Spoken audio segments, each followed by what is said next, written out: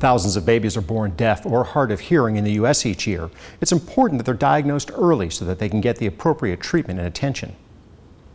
Poor hearing means it's more difficult for children to pick up the speech and language around them, and that can have a major impact on how a child eventually performs in school.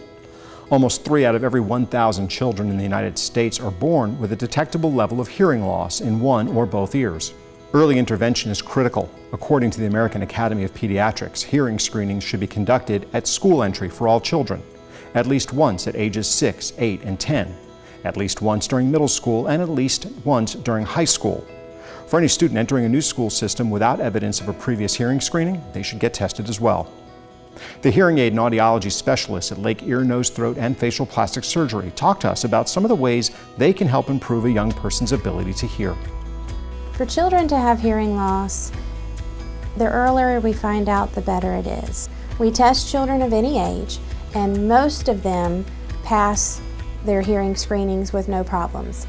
If a child has hearing loss, then it could be a temporary condition that can be corrected through surgical procedures. Maybe they need to have tubes placed in their ears, and that usually can correct that, and then they're hearing fine and everything is going to work well for them when they go to school.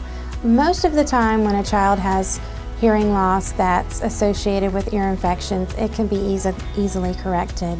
Occasionally there might be some scar tissue from years and years of infection that goes untreated and really neglected, and then we can see a mild hearing loss that again can easily overcome through amplification. For children who have more of a permanent hearing loss due to birth or some other illness that they may have had, then we will start talking to the parents about how we want to rehabilitate that by use of hearing aids, working with the school systems to set up in the classroom so that the child can hear the teacher and not have distracting noises. When we find a child that's in their early teens that has hearing loss, then they feel a little devastated. They're embarrassed. Something's wrong with them. They don't want people to know they have hearing aids, and a lot of times they will not wear them. And so we have to look at other means of trying to help them in the classroom, and we work with the school systems on educating them as to how they should amplify the classrooms for that child to do better.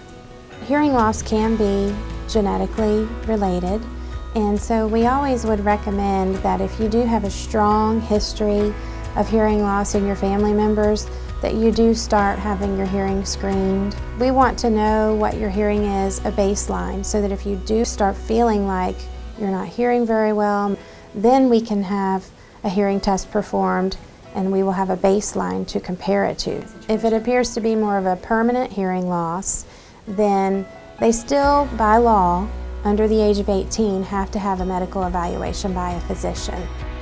For more information on the hearing aid and audiology services available at Lake Ear, Nose, Throat, and Facial Plastic Surgery, just click the Let's Hear It for the Kids story link on our homepage at yourhometownhealth.com.